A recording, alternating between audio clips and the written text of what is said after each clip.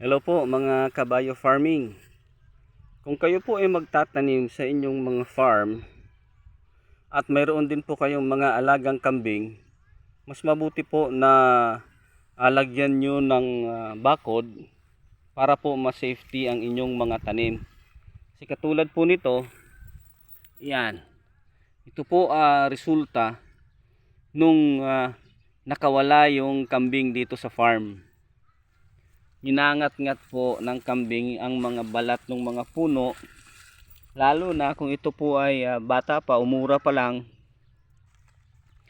sapagkat gustong gusto po nila yan. Kaya mangyayari nito,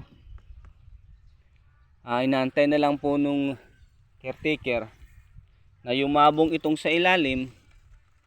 Ito na lang po ang tutuloy niyan. Ito na yung pinaka niya. At mapuputol na po itong sa taas dahil delikado na po yan pag lumaki. Wala na pong balat, halos 1/4 na lang ang natira. Ito na lang ang natira niyan. Yan. Kaya mas mabuti po na lagyan ng tree guard kapag po nagtanim sa mga farm.